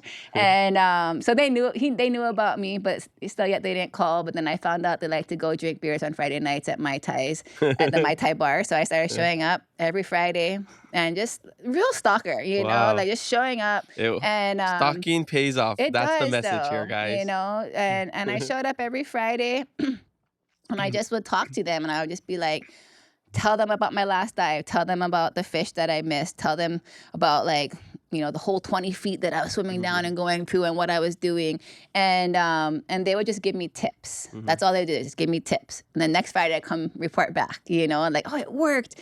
And I think there's just something they liked about my enthusiasm and persistence of I would just take anything they would give me, you know, even if they weren't going to take me diving, I would take advice. I would take anything. And I don't know if one night they just kind of had too many beers, but they said, well, we're going tomorrow if you want to come. And I just could not even sleep that night. And the next day we went out. And from then on, they just took me under their wings. They became my mentors. I became their little project. And they made me the diver. It paid off. That's awesome. It did, yeah. Nice. Yeah, and look at the people that didn't want to take you diving, you know, long time ago. I hope they're watching this right now. Once I started showing up with my own fish to put on the grill, then we all went too. Yeah. Okay, awesome. What about you, Randy? How did you get into it? I never really had anyone train me. I just kind of stumbled backwards into it. I like to spend time in the water. I actually started out with slightly nerdier pursuits like underwater photography. So it wasn't until I was like a teenager that I started spearing fish. And again, I didn't really have any mentors, just kind of seat of the pants, grab a 3-prong and go. And to this day, I'm still kind of a 3-prong person. That's my weapon of choice. But so I'm not good like Kimi, but I have a lot of fun trying. Let's put it that way. And I need to do it once in a while. I haven't gotten out as much as I'd like to. I think it's really important. It keeps me honest about where my food comes from. You know, it reminds me that I am taking a life to sustain my own. You know, I think that's something you lose sight of when you go to Safeway and you buy your meat shrimp wrapped in the little styrofoam trays. You know, you forget where your food comes from and that you're taking another animal's life to sustain your own. So it keeps me honest about our place in the world ecosystem. You know, we're not at the top of the food chain. That's the other thing you realize when you go in the water. We're closer to the top than the bottom, but we're not at the top of the food chain. Yeah, So that's a super cool perspective. keeps you humble. Totally. Yeah, I've actually never gone spearfishing in my life. And I have friends that got into it as adults, like how everybody gets into golf or whatever, but like diving is one of them. Everybody has their phases. But maybe one day. The first time I met Kimi was probably this is before 2019, before I left to Peace Corps. So it's probably like 2015 or 2016. I don't know if you remember, but Lei took me. You guys went diving at like, it wasn't spearfishing, it was just diving to look for dolphins at, I think it was Electric Beach or something. I have a picture because Perrin was there too. He took an underwater picture. And I remember that day because we all went out and I'm like not a water person. But there's a picture of everybody where there's like 5 or 6 of us, maybe a little more. And like you see some people, I think it's probably Kimi and some other people like pretty deep in the photo. And like somebody over here. And there's me all the way at the surface. It's all the way at the top. But I still have the picture somewhere on my laptop. One day I'll find it and I'll I show you. remember that. Yeah. I forget who was forgot there. about that. Yeah. Yeah. I don't know That who was was there. It was awesome. Lay, you, Perrin, and somebody, like 2 or 3 other people. But anyways, holla everybody for the social media questions. Make sure you leave some for our next guest, and maybe your question will make it on the podcast. All right, so we're coming to the back end of the podcast. But before I get into the final questions, I want to do a little sibling tag, okay? This is just a fun game that we do with siblings, okay? So first question, who's most likely to freak out over a spider in the house?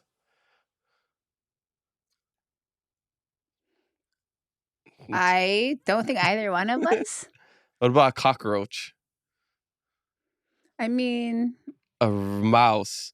A lion in the house? no, A like gorilla? cockroach and like a big cockroach and a rat.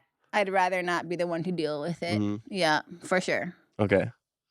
But that's like, I'd rather not either, but you have to sometimes. Okay. You know, when I went to college on the mainland, that's how they can tell the Hawaii kids, because one of the biology labs is, they're studying insects. You have to reach into this bag full of cockroaches and pull one out. And everybody's like, oh, no way. I'm like, I do this every day. Just give me that roach. my first trophy was a cockroach trophy at like, are we the only ones to say cockroach? Why? What do people say? Cockroach? Or is it cockroach in real It's life? cockroach. I think Okay. it's spelled like cockroach. But Cockroach. But I always grew up saying Yeah, I say cockroach, cockroach, yeah. right? Okay, so my first trophy is a cockroach trophy because I think it was a Maui County Fair or something like that. Had a cockroach race because there are so many roaches in the grass that you could just catch them and then put them in this thing and then let them race. And my roach won, and I got like a legit gold I trophy didn't know they had this stuff. with a big roach on it. Well, congrats. Yeah. Thank you. Of all her accomplishments, First That's trophy. at the top. Okay. I want to start off with these really random ones. Who's most likely to become a secret agent? Randy, I feel. Probably. Yeah, you Yeah. just got that secret agent vibe, and you like work in government things, Yeah. like, or you did. Okay. What about this one? Who's most likely to invent a wacky gadget? You, I think I'm not an inventor. I don't know. I'm You not seem very. engineering. I buy wacky gadgets, but I don't invent them. But I think don't I know. could have a wacky idea, but Yeah, I feel like he you're an would idea engineer person. it. Maybe it'll be a team effort. Yeah, I think so. Okay. Who's most likely to be caught talking to themselves?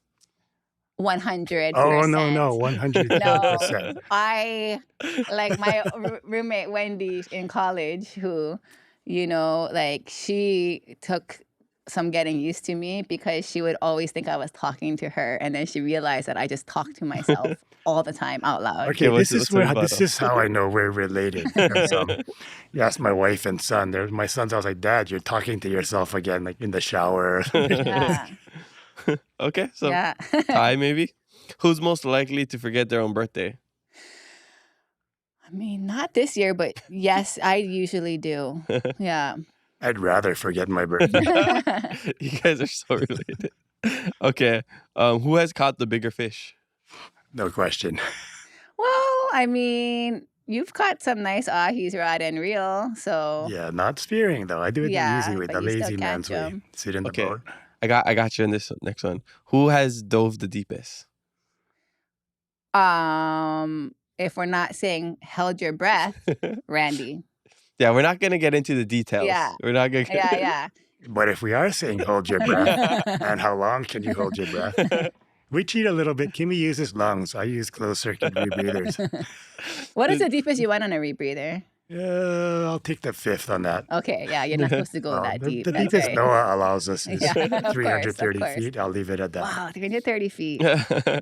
I threw that one in because when we were talking at your party, I was talking about we were talking about diving and stuff, and he was like, "Oh yeah, he goes with the tank really deep." I was like, "Well, that's one thing you got over Kimmy is Yeah. you've gone deeper. Let's not talk about the Definitely. details about Yeah. how you did that, but you got that over her."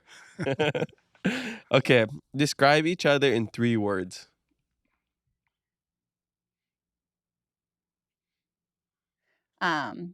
Kind, smart, humble. Humble, brilliant, athletic. Oh man, Oh, I don't athletic. even think of myself as athletic. I love it. At least in the water. Yeah, right? once Yeah. I'm You could do backflips. You could do I'm so twirls. not you could... athletic on land. That's why. Okay, nicknames you have for each other. Just Randy. Kimi and Randy. Yeah. No, See, we're a little handicapped in this Yeah. because we didn't grow up together. Yeah, Okay. exactly. So a lot of these things, like I would have a nickname. I've if never I knew lived you. with Kimmy, Yeah. so I don't know what all her annoying That's because quirks my are. other brother was Bubba, and my poor sister Christy, I called her Krusty. But yeah, Randy's Randy. Okay. All right. What's something that annoys you about the other one? We're peeling back the layers here. Seriously. It really annoys me that she lives in Haleiwa and I don't. And so I see her like once or twice a year. It really annoys me that Randy has gone to Papahānaumokuākea so many times and on the Hokulea without me. But we did get to go once together. But That's anytime he awesome. goes without me, Yeah. it really That's does. so cool that it you... really does. I just want to Yeah. be there with him. Yeah. It's so cool that you got to spend so much time over there. I was reading the articles he sent me and just looking at the pictures, I was like, oh, looks so cool. Have you both have you ever thought about going to Madagascar, either of you? I mean, I would love to. I haven't. Yeah. I would love to, yeah. Yeah. Because I lived there for 3 That's years. right. Yeah. In the Peace Corps. So I just feel like if you guys ever want to go, Yeah. do a trip there, that'd be really cool. I mean, the wildlife, just like everything there is so amazing. Right. You know? So I feel like that'd be a really cool trip. Olukai, sponsor that. Send Come on. us. Yeah. So hire Sam Potter, Nainoa, Matt Kuji, all my friends, Mhm. and then hire all Kimmy's friends, and we'll just all go. Thank you, Olukai. Okay. What's a weird habit of yours? I have so many, it's hard to pick one. Besides talking to myself. Yeah, I know. Talking to myself was the first thing that came up for me too. But I guess a kind of weird habit is I like to I like to think in rhyme. I secretly like to communicate my thoughts in rhyme. I think you mentioned that in the first episode. Oh, I probably did. Yeah, That's always what I sounds think familiar, about. yeah. I think you asked me what's a talent that people don't know about you. Or something like that. Yeah. Oh, Yeah. that's cool. It's not a talent, but it is something people probably don't know about me. But I'm kind of a closet art lover, all sorts of art. So one of the things I really, really loved about Kimmy when I first met her is she's not just an awesome diver, she's an awesome painter. Oh, yes. But yeah, That's how performing faith arts, music. You know, I can't play a musical instrument to save my life, but I can play my iPhone. I love music, art. I don't know anything about it, but Okay. Yeah, no, you have quite the collection too. Okay, speaking about music, guess each other's favorite singer. Oh gosh, I can't even guess my own.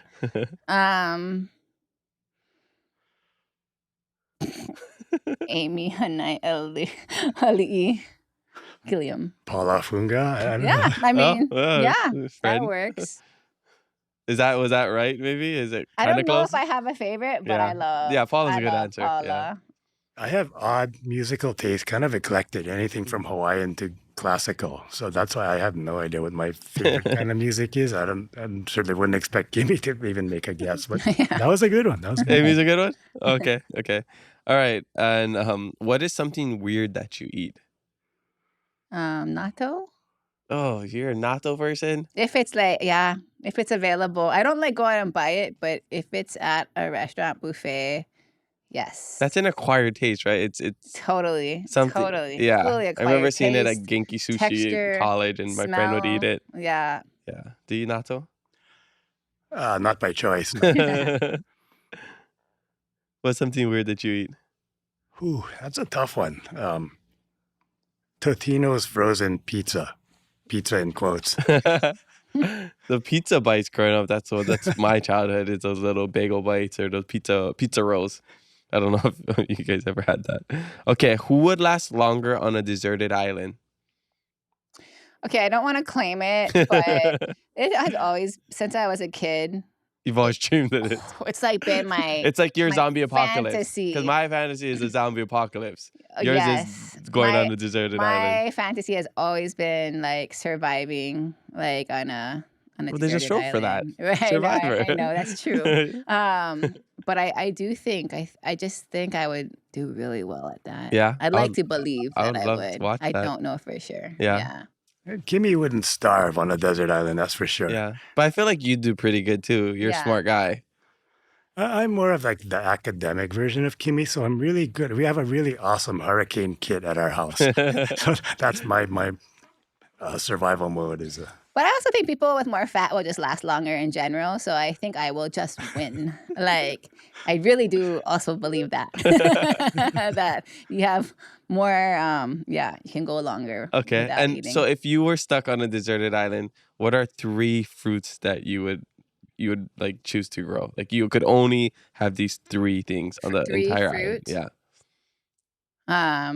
I guess it would have to be coconut. Just it's just such a valuable plant from top to bottom. And then avocado for delicious fat content and all that kind of stuff to help you. And then I think the third one would be like a pure pleasure one, although it should be more necessity based. But I'll just off the cuff say like maybe mango is so good, but maybe like lychee or mango. That's what I was That's thinking. what I was gonna say, I was just thinking of lychee or mango. Yeah. I was kind of thinking I would probably fall back on our canoe plants. Coconut definitely because it's water, if nothing else. Yeah. And maybe uala or ulu and lychee, something Yeah. sweet. Yeah. I think we can all agree. Coconut and lychee. Yeah. And it's lychee are coming up on lychee season. I saw some sprouting Yeah. at the house that we were at. Yeah. Okay. Last one. What's the best thing about one another? Which we kind of already went over a lot, but anything else to add? I think for me, just to say something, I mean, I'm sure I said this in a roundabout way already, but the best thing about Randy was just the gift of completing our family. Oh. I would say that in reverse. The greatest gift was rejoining my family. But, I really look up to Kimmy in so many ways. When I grow up, I want to be like her in terms of the way she treats people, her values, the way her worldview is something that I aspire to emulate. So awesome. Oh, a lot of thank you. people feel the That's same way really about nice. Kimmy. All right. Samala for playing that. Let's get back to our originally scheduled program. I like to ask all of my guests the same question about keeping it aloha. It's the name of the show. And I just want to know, in your lives, how do you keep it aloha? I think for me, I think the answer will always just probably be different. If you ask me that question every single day, I'd probably have something different to say. But I think right now, I guess I think I keep it aloha by really by loving. I love to share, and I think sharing is such a huge part of keeping it aloha. But with that, I also have to say, but also having boundaries. Because the only way I can actually keep it aloha is if I'm making sure that I'm not spreading myself too thin. And so I would just say sharing as abundantly as I can, but also setting boundaries for myself so that I can sustain. Awesome. this is weird. My answer would have been uncannily similar. Really? To me, aloha is about, it's not about getting, it's about giving. And we have so much to give, and I don't mean just money, but when you give of yourself, not when you give of your things. It's like when you give some.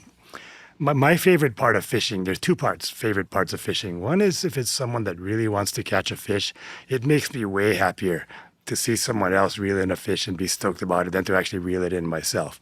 And even if I reeled it in myself, my favorite thing to do with it is cut it up and give it away. As far as that, aloha and fish, I think the more you give, the more you get. So, Yeah, Life. it's so true. Yeah, I believe. Yeah, life is all about what you give, not what you get. Yeah, awesome. Okay, so out of all the things that you guys have done, so many accomplishments in your own individual careers, what would you say is like the biggest accomplishment for you? And it could be like one career-wise and one just like personal. Hmm. Gosh, biggest accomplishment, career-wise and personal. I mean, I guess my biggest accomplishment, I feel, how do I say this? My biggest accomplishment was taking a chance on myself to pursue um, what was an authentic path to me, but maybe not really even a path recognized by society. Um, and so I can't really say, oh, my biggest accomplishment is just, going diving and because it is, but it started so much before that. It started with like quitting my job Mm-hmm. and like saying, okay, like because I want to dive more. And so I'm quitting my job and I'm going to, be an artist. I'm going to paint to support myself. And then realizing that my paintings weren't selling and I was barely able to make rent. And then getting creative out of necessity. And like, I just painted fish on trucker hats, because my paintings wouldn't sell. So like that little fish on your shirt, Yeah. I would just like hand paint that onto like trucker hats and sell it for like $20 each on like Facebook, and turn myself into a one-woman sweatshop at night just so that I could go diving when the wind was down, when the waves were down, and I didn't have this like 9 to 5 taking that option away from me. I barely made rent every month, but I somehow hustled, and I did. And then through that, I gave myself the gift of diving, and through that, I got better at it. And then eventually, diving took over my life, and gigs came in that ended up paying the bills more than my trucker hats, and it became something.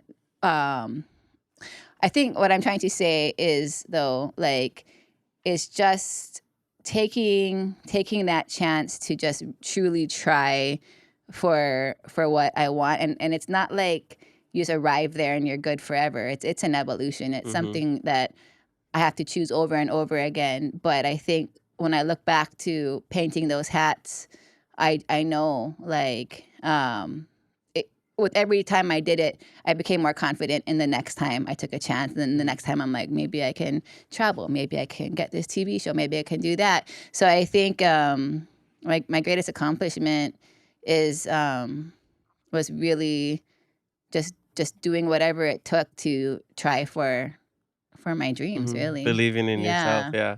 I think a good lesson there too is just like you look at it as like a startup. Like you were investing in yourself as like a business, as not even knowing, that you're creating a business at the time, Right. but you're investing in yourself and you're putting in the work, like the sweat equity, before you're even making any money. And I feel like that's a really inspiring story, and even like a journey that I had to go on myself, from coming back to Hawaii in 2019, trying to do the odd jobs to pay off my student loans in 2020, starting Hawaii Versa business, which all those years from like 2019 to 2025 right now, like until 2024, I didn't make a livable income, like 5 years from 2019 to 24. It took me 5 years to actually start like making, money that would like sustain me, or a career that I could actually like fall into and like know for sure, like this is what I'm going to do. Um, and like, I don't think people, are ready to leave the comfort of like, a guaranteed income, or like, the comfort of like, staying with their parents maybe, and like, that stuff. So I think once you like dive into like the deep end, and you kind of, don't let fear stop you, a lot of beautiful things can happen, but it's like it's really scary at first. And you do have to believe in yourself and keep pushing through, even though at the start it might not be the result that you want. Right. So And at the start, it can be scary just to say out loud, I want this. Yeah. Like, that was scary for me. Like, I felt like, who do I think I am saying, Yeah. I want this, But I think saying it out loud can be a scary thing to do. But, like, just step by step to take the steps and, and at least just try for your dreams. I just think, It pays off eventually. I do believe that, you follow happiness and like everything else will fall into place. right. Yeah. Yeah. Awesome. What about you, Randy? You know, I think one of my biggest accomplishments is really overcoming an internal struggle. And it's not all that different from what you two were both talking about. I think to varying degrees, all of us as human beings carry some insecurities, and all of us, especially as local kids, kind of have this inferiority complex. What do they call it? That imposter syndrome, where I'm not actually good enough or smart enough to be with all these high-powered scientists. I've carried that with me my entire life. And I just retired. And I still kind of feel like I'm not smart enough to be in this crowd, you know? So it's something I think we local people really need to overcome. That said, some of my, if you want to ask about accomplishments, I think one of my best professional accomplishments in science is that we do these deep dives and we find amazing things, fishes and algae and corals that are completely new to science. And now we're giving them scientific names in Olelo, Hawaii, in other words, in Hawaiian language. Because I've been all over the tropical Pacific, and I can't tell you how many places I've been to where we show up with our research gear and our dive gear, and people go, "Oh, more scientists." And I'm like, what? What did I do? You know, but when you talk to them, you explore it a little more, it always comes out like, oh, yeah, the university scientists came. They took their data, their specimens. They went back to America. We never heard from them again. And so by naming new species in Hawaiian, we are providing geographic and cultural accountability that this new discovery came from a place with an extant indigenous culture and an extant indigenous language, and we're using that language. And so it provides a level of accountability for science to places and people. And I think that's our greatest contribution to science, above and beyond the discovery of new species, is that these new species come from a really special place and a special people. And so I think that's one of our greatest accomplishments. Awesome. That's really yeah. cool. Yeah, It's a yeah. big one. I read that article. That you guys have to check out the articles on Randy. It's so cool. When they decide, it basically told the history of like how these places were colonized and whatever, and then it's like reclaiming our places by like renaming them names in Olelo, Hawaii. And I can't remember stuff off the top of my head. I think like Lalo was one of them. Or, Yeah, formerly French I Free remember one yeah. at least. And even the Papahānaumokuākea, right? That before that, what was it? Northwestern Hawaiian Islands. Northwestern Hawaiian Islands. So yeah, it's really cool. That's awesome. What about you? Just one professional accomplishment? Or personal? Yeah, professional. Or professional? Okay, Yeah. see, that was my Yeah. my professional accomplishment was painting hats, actually. Okay. Because it's true, though. That is Okay. my professional accomplishment, Okay. because I did make rent every month by painting hats, and then that led to my dreams getting bigger. And so I think even now, like, I'm sure I could come up with things and say, oh, getting inducted into the Spearfishing Hall of Fame as the youngest female and whatever, or youngest person first female, or diving Antarctica or the Arctic and all the continents, all the oceans. I could give you a list of things that are very accomplished, but I think that the painting hats is my professional accomplishment, because that's the backbone of it all. And that's what says, like, why not? Why not sail to Antarctica and try this?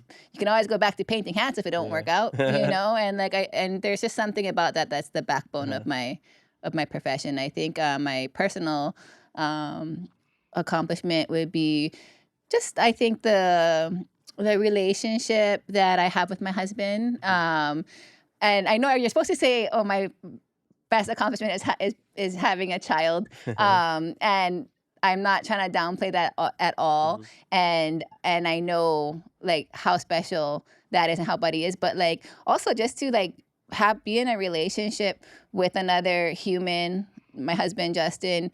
Like, we've just put in so much more work, like Buddy and I still have a whole lifetime. And I know, like, down the road, that's gonna be the next one. But Justin and I have been together, oh man, I'm so bad at that kind of stuff. But like, I think we met in 2012, and relationships are just such hard work, and I'm so proud of us for how we navigate. I'm so proud of us for just how we've grown together, and I love the work that we put in order to make a happy life together, and that's, of course, including Buddy. But I guess that would be my personal one, is that we show up every single day, and we never stop trying, and he makes me believe so much in growth.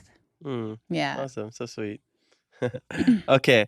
I usually ask my guests, and I think that was a question I asked you maybe when you first came on, of what is something you wish people knew about you that they don't? But I want to go a little deeper, like, what is something you wish people knew about you that they don't, that even your sibling don't know about each other? So you have to think a little bit more. I know. I might be somewhat stumped. Something that people don't know about me. That even your sibling doesn't know. Yeah, I'll go first. Okay. I think one of the odder things about me is one of the things that people don't know is I love Broadway musicals. Oh, So nice. cool. Think of a scientist or a fisherman and Broadway as not even in the same sentence, right? But yeah, that's my closet nerdiness Nice. applied to entertainment. Yeah, I love Broadway shows. I've seen Hamilton, Book of Mormon. Oh, Not just I go out and looking because I love Broadway, but I just happen to see those shows because like people invite me or I got tickets, whatever. But Broadway shows are awesome.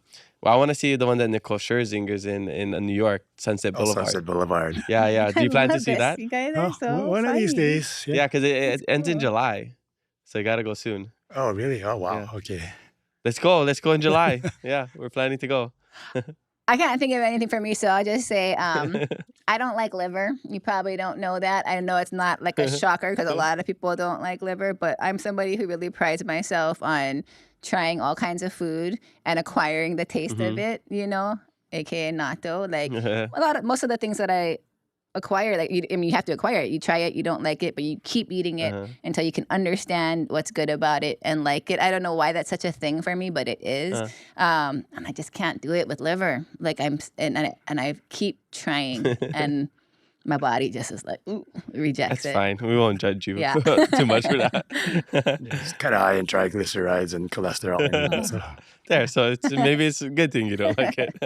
All right, so before we start to close out the podcast, I gotta know, what is your life hacks? Oh, man. I would say what I consider probably one of my most valuable life hacks is being able to recognize failure or failure, being able to recognize like the idea of failure or perceived rock bottom as the birthplace of beautiful transformation and growth into the next best thing. I think that's a deep one, but I think that is such a life hack because for me personally, because before, when I would go through something really hard, when I would like feel like something would happen, I would just feel like, oh, I'm the biggest fuck up ever, or I just lose something very special, whatever it is. When I would go through something hard, I would really get down. I would really get depressed. Like I would go into a very dark place, and sometimes for a very long time. And by going through that, I eventually would come out on the other end and realize in retrospect, like what growth and transformation is, and realize that without that rock bottom, that I wouldn't have emerged into something with more, that felt more meaningful, more valuable, more beautiful, more whole. And so I look back at those rock bottom phases, and I know that they were fundamental to growth and to getting to the next place. But I think my life hack now is, now that I'm, as I get older, I think when something happens that feels like failure, or when something happens that feels like you just got driven to some sort of rock bottom, I don't go to the basement as much, and I don't stay in the basement as long. Like I recognize it. It almost becomes an indicator. Like, oh, like I know what this is. Like, okay, yeah, this feels like failure. This feels like something you should really get down about. No, this is super valuable. This is like, I can't wait to see what this is bringing. Like, I should actually be feeling pretty excited right now, because as scared as I am, or as bad as I feel about myself, or all this kind of stuff, like that's all the indicator that that something that something's gonna happen from this, you know, like this is the struggle needed, the stress needed on the plant, whatever it is, in order to get to that next thing. So you are just about to enter some chapter that you might not have been expecting. So you should actually be pretty darn excited and paying attention, you know? And so that's a huge life hack for me, because it really, first of all, makes me a happier person, but it also makes me go through those hard times with so much more intention and observation and curiosity. And it just makes it a smoother transition. Yeah, that's awesome. I totally agree. I mean, if you think of a seed, you can't, it can't grow if it's not under pressure, it's not underground, so you need sometimes to be at that rock bottom for, to grow. And like same with failure, you missed a shot, you just learned how not to shoot it, right? Exactly. So, it's all life lessons. Awesome. Yeah. This is uncanny again. It's the theme of the podcast. Yeah, no, there were. First of all, you kind of caught me off guard when you said life hacks, because I don't think of myself as the most practical or applied person. But two things popped into my mind. What Kimmy just covered is one of them. The more moronic one is, hey, I'm pretty good. I enjoy drinking wine, good wine. My wife and I, we go down to Diamond Head, watch the sunset once in a while. So one good life hack I know how to open a wine bottle when you don't have a corkscrew. But I'll leave the details out of that one. But the other one I was really thinking of is, if you had asked me when I was 30 for a life hack, I would have said, yeah, it's opening a wine bottle without a corkscrew. But you asked me now, and I think it's a little more thoughtful answer, a little more similar to what Kimmy offered us. I think my life hack, which I'm still growing into, is learning how to find the silver lining in a disaster. Some of my quote unquote failures are actually the greatest learning experiences I've ever had. And so to understand that when you crash and burn or something you're trying to do doesn't work out, to know right away that it's not the end of the world. This is a learning experience. So it's not the end of something. In a lot of ways, it's the beginning of becoming a better at whatever I'm doing, a better person. So I think finding that silver lining is a life hack, because you're always going to have to deal with disappointment. It's what you do with that disappointment that matters. Totally. Yeah. Corkscrews, disappointment. They all go hand in hand, because sometimes you can't take off the corkscrew, and then that's disappointment, that's the other answer. You can't drink the wine. Yeah, the other answer to disappointment is getting that cork out. So. Okay, right on. I have my last fast 5 questions. These are just rapid fire answers, but I just realized I never asked you like what you exactly did when you were like working for the Papahānaumokuākea monument. So like what kind of stuff did you do? Sorry. I was basically an administrator, a science administrator, a bureaucrat, but they would let me out on parole once a year or twice a year to go do a research cruise. And so I found a pretty good balance of like office work, but always being able to get wet, get dirty. If it weren't for that, it's not worth it. Those are your favorite moments? Oh, absolutely. Yeah. Okay. And now that you're retired, what does the future hold for you? Yeah, it's not too different from when I was working, actually. I'm still pretty active in marine conservation. I have more time for some of the things I couldn't do when I was on the job, like working with students, going down to the legislature to try and support conservation bills. But I'm still a marine biologist. The only difference is I don't work for NOAA anymore. So things haven't actually changed that much. Okay. I just have more time to lie on the couch and take naps. And watch your wives' reality shows, all that. What about you, Kimmy? What does the future hold? What does the next 5 years, 10 years, 20 years look like? I've never been that type of planner with 5-year plans or anything like that. But the future, right now I'm working on a cookbook, and that's going to come out in spring of 2026, and that just feels like a really exciting project for me. I think I've done so much, like in film and in video, and we like did Nat Geo series, and we did a YouTube channel, and there's so much like Instagram stuff, and I think it just really started feeling important to me to just make something like tangible, like something that I can hold in my hand, and that will just like, a tangible something. And so a cookbook felt very natural for me, and with it, there's just so many, I don't know, just so many like life philosophies and values and things like that, that I think are just like woven into each recipe, and such a tribute of like family and roots. And so it just feels like a little bit of a legacy piece. Okay, well, we can't wait to check it out.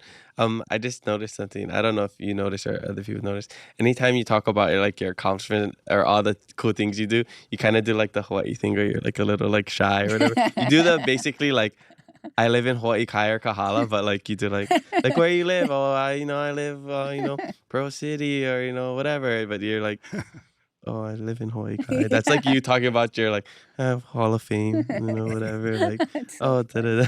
Do you notice you do that? You're so humble. That's so funny. Well, we'll brag for you. All right, these are my last fast fave 5 questions. These are rapid fire answers, okay? Favorite childhood snack? Cheetos. Cold pizza for breakfast. Cold pizza, Cheetos. Oh, Cheetos on the pizza. You gotta try that. Cheetos and tuna sandwiches is my thing. Nice. Favorite guilty pleasure? Drinking. Did I mention wine? And the siblings right there, guys. Okay, this is a hard one. Like, it's like choosing your favorite child. Favorite fish? Oh, man. To eat or to Can look we at? say like reef fish or Okay, we can categorize them if we need. No, I'm just gonna go for it because I would say moo for a reef fish, but I'm just gonna say dogtooth tuna. It's just such a gnarly fish. All right, I'll take moo. Okay, there you go. Yeah. Any good for anything from raw to So steamed yummy. to just so Such versatile. cool fish. Yeah, I watched one of your videos, and moo's like one of the harder fishes to catch. Definitely. Yeah.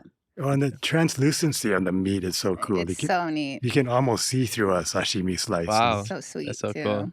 Okay, favorite TV show or movie, if you have one? Gosh, you go. I don't even watch TV. I don't know. I don't watch much TV. Favorite book? I watch Jeopardy. Does that count? Oh, Mom My loves sister-in-law Jeopardy. loves Jeopardy. Come on. Wait, my favorite TV show or movie? Or You book. You say got movie? 3 options. Okay, I Yeah. can do a movie. Okay, like, movie. I mean, Goonies. Oh, okay. Nice. For when I heard Goon, I almost thought you can say Gooch. Shout out to Gooch. Goonies. Okay, that's a good one. Okay, last one. Favorite travel destination outside of Hawaii? The Azores. Ooh, that's awesome. The place I used to hate when I was a kid is now one of my favorites, and that's New York City. I love New York City. Well, if you love it, Sunset Boulevard in New York Oh, City, believe me, yeah. Broadway. Yeah. Yep. You guys haven't, you see each other once a year. What about a family trip to go to Sunset Boulevard I in like New it. York? I'm down We're for a not Broadway show. sponsored by Olukai. All right, that's all we have for you guys today. Mahalo so much for coming over here, talking stories, sharing your whole life stories. So awesome to see you again, get to know more about you. Is there anything you want to share before we wrap up? If not, tell us where we can find you. I just think life is so neat. I just sitting here across from you, thinking about all the stories that we shared, knowing about you and Faith. And also you've been like persistently asking me to do this podcast with Randy, and I'm the worst at texting back, but I love how it just come together naturally when we all ended up at the same place, same time, and days later we're doing it. So I'm not really sharing much, except I just love, I love how life works, and I love appreciating that. What was your other question? How do you find us? Yeah. And then where can we find you? I'm Kimmy _Swimmy on Instagram. And I'm really original. Like most of my science friends, their personal emails and Instagram handles are first name dot last name. So without the dot, I'm Randy Kosaki on Instagram. Nice. Yeah. Is there anything else you want to share before we wrap up? Well, thank you so much for having us. It's always fun. I don't see enough of Kimi. And, every time we sit on and talk stories, I think we hear stories about each other that we've never heard before. Yeah, that's so true. It's catching up in retrospective. Yeah, Totally. exactly. Okay. Well, I'm sure I'll see you both again, but mahalo everybody for watching, and mahalo Kimi and Randy for joining us on the Keep It Aloha podcast. Spread love, be kind to one another, and mahalo for listening to us today. We have new episodes every Thursday, so make sure you follow us and leave a review. I'm your host, Kamaka. Remember to always keep it aloha.